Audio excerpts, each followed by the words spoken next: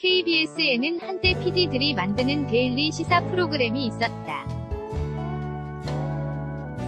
시사 360, 시사 투나잇 등이 대표적이다. 하지만 이명박 정부가 들어선 후 자취를 감췄다. 그날 일어나는 시사를 다루는 프로그램이 필요하다는 목소리는 오래 전부터 나왔으나 이를 이루기까지는 약 10여 년이 걸렸다. 지난해 9월부터 올해 1월까지 무려 142일 동안 파업을 벌이고 돌아온 KBS는 새로운 프로그램을 꾸준히 선보이며 변화를 꾀하고 있다. 지난 10일 첫 방송된 KBS 1 오늘 밤 김제동도 그중 하나다. 정치, 사회, 문화 등 다양한 이슈에 자기 목소리를 내온 방송인 김제동이 시사를 다룬다는 점 때문에 긍정적으로든 부정적으로든 화제가 됐다. 12일 오후 서울 강남구 논현동의 한 카페에서 열린 오늘 밤 김제동 기자간담회에서는 왜 데일리 시사 프로그램인지, 왜 김제동인지, 편향성 논란을 극복할 수 있을지 등 프로그램에 관한 거의 모든 물음과 답이 나왔다. 김제동은 자칫 곤란하게 느껴질 수 있는 질문도 특유의 넉살과 달변으로 답해 나갔다. PD들이 그는 데일리 시사 프로그램의 부활. 오늘 밤 김제동은 PD들이 제작하는 데일리 시사 프로그램이다. 정병권 부장은 데일리 시사 프로그램을 제작해야 한다는 KBS PD 사회의 여러 요구와 공감대가 있었다. 몇 년 만에 그 장이 열렸다며 기존 시사 프로그램이 어렵고 딱딱하며 최근 미디어 환경 변화를 반영하지 못한 점이 있었다. 시청자들과 소통할 수 있는 프로그램이 필요하다고 생각했는데 그 결과물이 오늘 밤 김제동이라고 보시면 된다고 설명했다. 오늘 밤 김제동은 매주 월요일부터 목요일까지 심야 시간대를 책임진다. 하루 30분 동안 오늘보다 내일 더 중요해질 이슈를 건전해 시청자들에게 전하는 것이 목표다. 보통 주간 단위로 진행되는 여타 시사 프로그램과 달리 주 4회 시청자들을 만나기에 월수, 화목으로 팀을 나눴다. PD는 각 팀당 6명씩 총 12명, 작가는 각 팀당 5명씩 총 10명이다. 언제나 사람은 모자라지만 현재 KBS에서 할 수 있는 최대한의 인력이 투입됐다는 설명이다. 화목 팀장을 맡은 강윤기 팀장은 오늘 밤 김제동은 뉴스 프로그램과 경쟁하는 게 아닌 새로운 독자적 프로그램이다.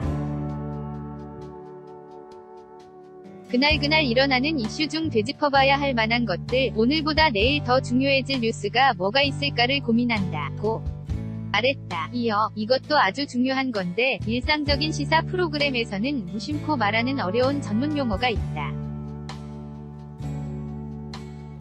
저희는 쉽게 시청자들이 다가갈 수 있게 노력한다고 덧붙였다.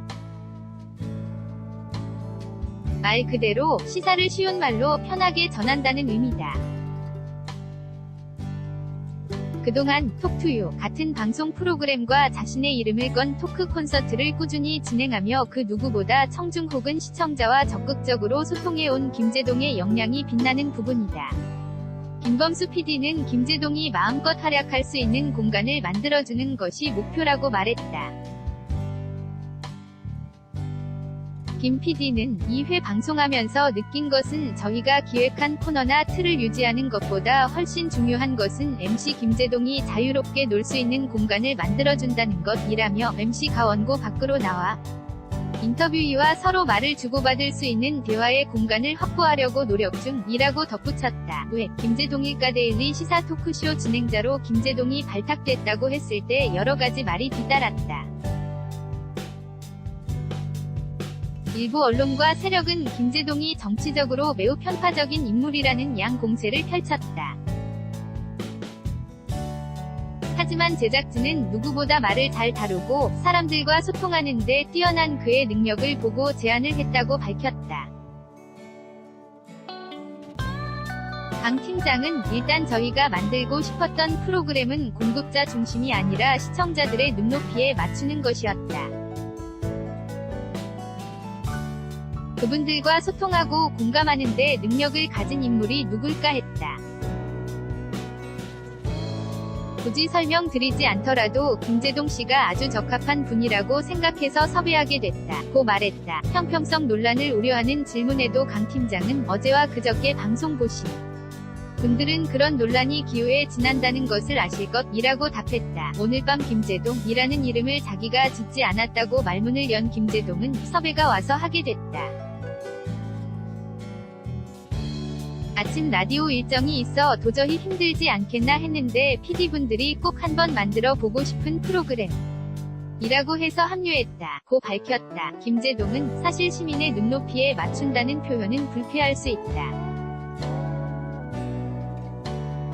시민 시청자들이 전문가 이하라고 생각해 본 적이 없다. 우리의 이야기를 전해주는 창구가 좀 있으면 좋겠다고 생각했다. 고 말했다. 자신을 향한 편향성 논란에 대해서는 여기에서 제가 취할 수 있는 자세는 사람들의 이야기를 듣는 것이다. 잘 묻는 것이라며 혹시 좌편향을 말씀하시는 건가? 라고 말해 주변을 폭소케 했다. 그는 좌편향도 우편향도 안 되고 기계적 중립도 역시 안 된다고 생각한다. 면서 제가 가장 말씀드리고 싶은 것은 앞으로 지켜봐 주시면 좋겠다는 것이라고 전했다. 그러면서 기본적으로 감독님들이 섭외한 전문가들과 출연진의 이야기를 전달하는 역할을 한다. 제가 그렇게까지는 안 그렇다. 고 너스레를 떨었다. 김제동은 2회 방송에 출연한 자유한국당 원유철 의원에게 제가 그렇게까지 편향적이지는 않죠? 라고 깜짝 질문을 던지기도 했다. 그는 그건 대본에 없었다. 말씀을 워낙 잘하셔서 고맙기도 하고 원 위원님에게 소문 많이 내달라고 했다. 위원, 전문가들이 많이 나와서 함께 얘기하는 게 중요하기 때문에 혹시나 편향성을 우려하신다면 안심하셔. 고 좋다, 고 강조했다. 아이를 재우는 자장가처럼 편안한 밤 라디오같이 오늘 밤 김제동은 생방송이다. 그만큼 현장성을 강조한다. 첫 회부터 눈에 띄었던 오늘 밤을 지키는 사람들은 오늘 밤 김제동이 방송되는 평일 오후 11시 30분부터 자정까지 여전히 깨어있는 시민들의 생생한 목소리를 담았다. 고공농성 중인 노동자와 24시간 운영 어린이집의 보육교사, 심야 근무 중인 소방관 등이 출연했다. 강 팀장은 자정부 터 아르바이트하는 편의점 아르바이트생 등 오늘 밤을 지키는 사람들이라는 기준에 맞춰 섭외하는 것이라고 말했다. 첫 회 방송에서 전화 연결 상태가 몹시 나빴던 점을 두고는 기술적인 문제는 양해를 구하겠다. 몇 가지 부족한 점이 있었다. 앞으로 보시면 문제가 많이 개선됐구나 싶을 것이다. 더 좋은 영상 화질을 구현하도록 하겠다. 고 전했다. 오늘 밤 김제동은 그동안 떠나갔던 시청자들, 특히 3059 시청자들을 끌어오기 위해 애쓰고 있다. 제작진에 따르면 오늘 밤 김제동 전체 시청자 중 3059세 대 비율은 첫 회 35.7%에서 2회 43.8%로 올랐다.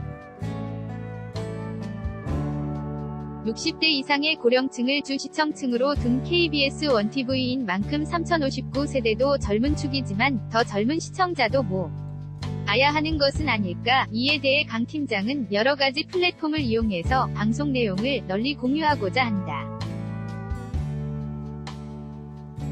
기획 단계부터 세트와 프로그램 이미지까지 모바일 친화적으로 만들려고 노력하고 있다.